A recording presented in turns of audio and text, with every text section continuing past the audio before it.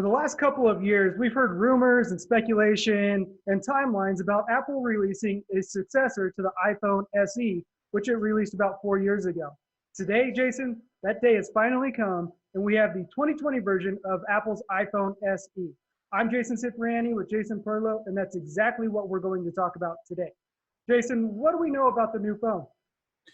We know everything about this phone because we've been screaming to have this phone for like a year. Yeah, it's been at least 2 years. Yeah, I mean, we got pretty much exactly what we asked for. Or at least the tech media asked for this phone. I asked for this phone in January of 2019.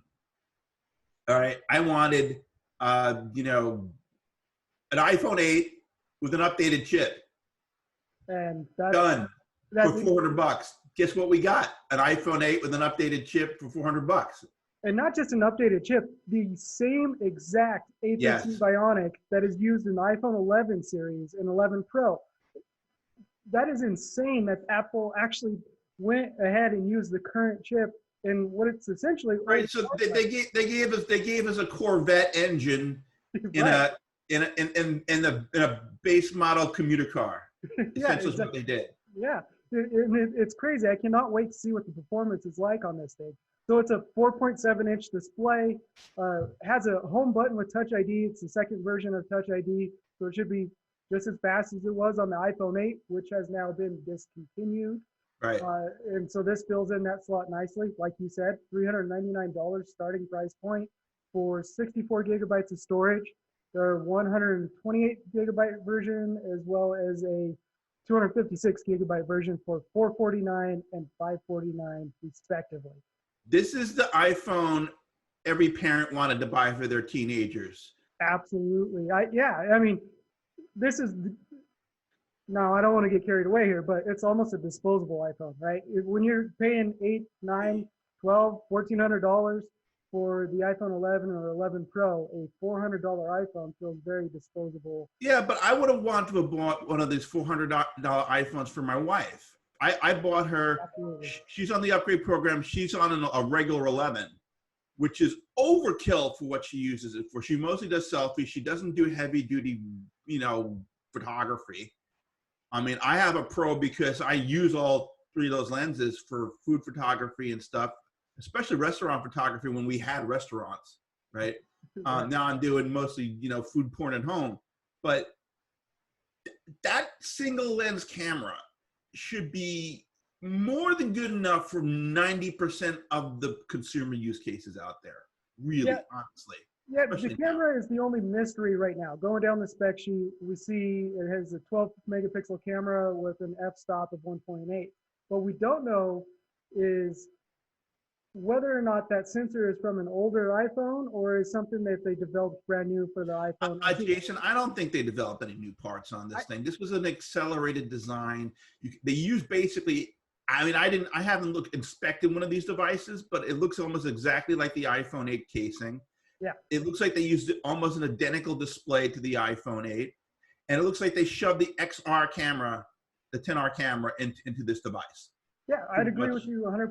They didn't go and reinvent the wheel on anything here. They took parts and pieces from products that they were already making in their lineup, and they made a modern, smaller iPhone, which is something a lot of people have been asking for, but more importantly, it hits that $399 price point. It's a boring, unsexy iPhone, which is exactly what they needed a year ago. But now nobody has any money to buy anything. Yeah, right now it's a weird time to launch any sort of product. They just launched the $1,000 iPad a couple weeks ago, and now we have a $400 iPhone. It's a very weird time to be launching stuff when we have people filing for unemployment and everything going on with the economic issues. But that said, a $400 price point for a new phone is also appealing in times like these, right? A massive disruption to the smartphone market, okay? Because let's take a look at what we're competing with here. So I know you love Androids. Look, I love Android. But the Android phones that are on the market right now, I mean, if you compare the A13 Bionic Core to what is shipping and stuff at the $400 price range by the major manufacturers, and I'm not talking the OnePluses, the ZTs, the off-brands, that are using, Qualcomm A55s. I don't know of any Qualcomm 865 phones that are $400. No. Okay, and the 813 is way more powerful than the top of the line Qualcomm chip.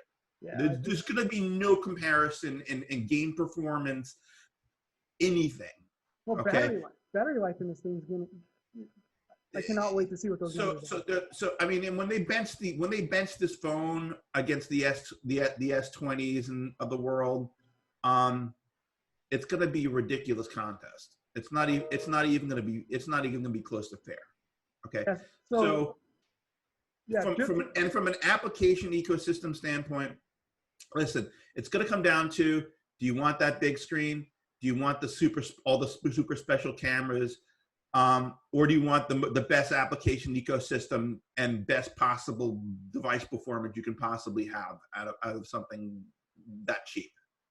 And I think that as long as you are not wed to an ecosystem, in other words, you haven't bought a gazillion Android applications, right?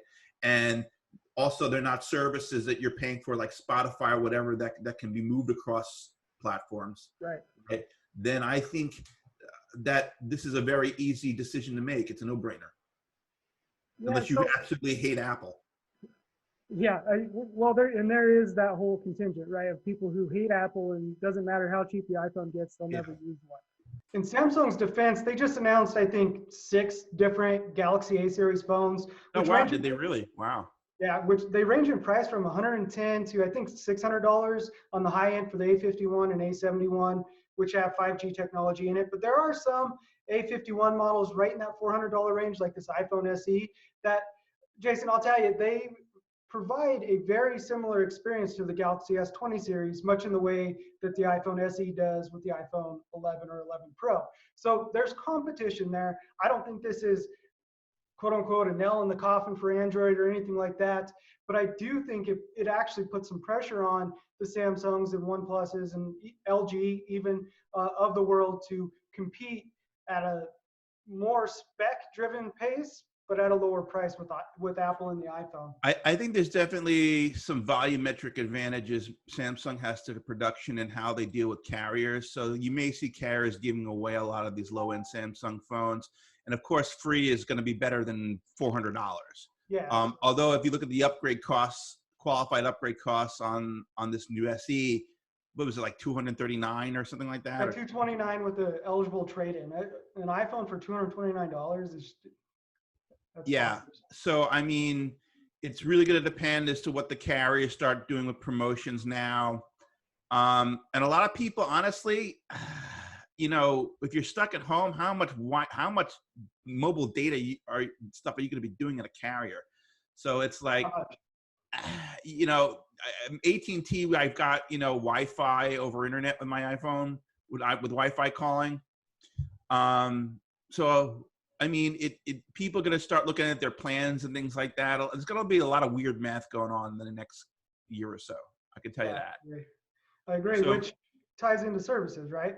Yes. So Apple didn't announce anything today as far as services, but I do think that, I mean, if this COVID-19 social distancing thing goes much longer, and we have, you know, scientists that are saying that some form of this is going to have to continue for the next year. This is not stopping this summer. You know, it'll be another 18 months possibly before we have a vaccine, and even if we have better treatments for this thing, this could go for a while. In some form. I mean, I don't know if we're all going to be stuck at home all the time, but there's going to be changes to the way, you know, we're going to interact with public and whatnot. People are going to be spending more time at home. And if we look at what it costs for us to subscribe to all these subscriber services, right? I mean, you've got iTunes, you've got Apple Music, you've got iCloud, you've got Apple Arcade, you got Apple TV Plus for those people that didn't get it for free. You know, so you have all these things. By the time you're done, you're at, like, I don't know, $25 to $40 a month on Apple stuff. Okay, yeah, just not Apple counting the cost of the phone. Right. So you're going to be $400 a year plus on Apple services if you choose to eat all those things. So I think what Apple's going to have to end up doing is bundling all these services into an easily consumable, easily writable off cost. Let's call it, for the base level of service, I don't know, $100 a year, right? And that'll have a certain amount of all you can eat content, very much the same way Amazon Prime does this with their subscribers as well. I think this service has to come, especially when you start talking about the services that they have that people aren't adopting very well, like Apple News Plus, Apple TV Plus. And I don't know how well ebooks, Apple Books does, and some of their other services do relative to, Apple Music, which is obviously the biggest moneymaker next to Apple Movies. And guess what? There's no movie theaters, right? No. Right. So I mean, Apple has a captive audience where they can deal with their content partners and say, hey, look, you're not getting people into seats in movie theaters. Let's start getting people to consume your content. Maybe you might not be able to charge $20 a head, right, for a rental, but maybe we can get, $5, $10 a rental or something if we bundle it in with this service promotion. Now, there's going to be all sorts of games that are going to play with promotions and upcharges and premiums and base subscription levels versus they can do a lot of stuff with that, especially if they start using Apple Card as the vehicle to charge for these things, and then using the daily rewards that Apple Card gets in terms of cash. You can feed that right back into the system without even leaving the Apple ecosystem. So I think it's going to happen. The question is, going to happen like now, or is it going to happen before summer, in summertime? I mean, it's not a difficult product for them to design and get implemented. Yeah, and there's been rumors of them bundling services together, but are you suggesting they bundle services along with the phone?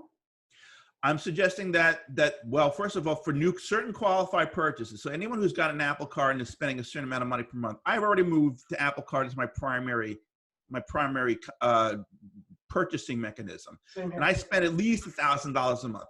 So those customers that are spending decent amount of money, that service charge can be refunded at the end of the year, prorated based on your consumption. If you spent $1,000 on an iPad, you should be given that service for the first year away. Or if you just bought a MacBook, they should be giving something like that away as a way to spur product adopt. Now, I don't know if they want to necessarily do that with a $400, SE. They could, especially if you buy it with an Apple Card. So there's a lot of things they can do. Again, it's up to their services people and their retail division and their service, and to put their heads together and say, hey, what are we making now on these services? Can we take a loss on X for the next year in order to keep people sucked into that system? Well, and another way they could approach it is, X dollars a month, you get a phone included with that as well, instead of having to buy the phone separately, which I think would be an interesting way to approach it right now with the uncertainty that we're facing. But the Amazon Prime, Apple Prime type of setup makes a ton of sense, especially with the expanded services that they have. And at the rate their services continue to grow in subscriptions. I honestly think, Jason, that is the product of the year for Apple. Not any of this hardware junk.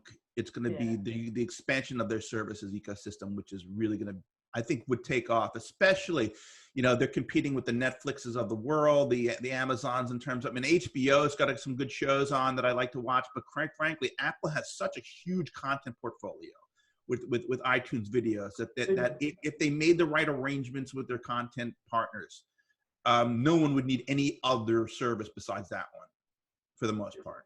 Yeah, I agree with you. It'll be interesting to see how the company transitions from being a device-first company to a services-first company, where the hardware just complements their services instead of being the opposite way. It'll be an interesting few years, I think, as they make that transition, especially this year when we're all forced to use more services than we probably have before. Yep. So yeah, like I said, we got our boring phone, we got our wish, we asked for it, for a year, finally came. Yep. But now what? Yeah, I can't wait to get my hands on one. Hopefully that happens sooner than later. The phone actually goes on sale this Friday, April 17th for pre-orders, and begins shipping April 24th. Starts at $399, like we said earlier, which is a killer deal for as much phone as you're getting at that price point. It's been fun talking to you today, Jason. Thanks to everyone who's been watching and listening to us.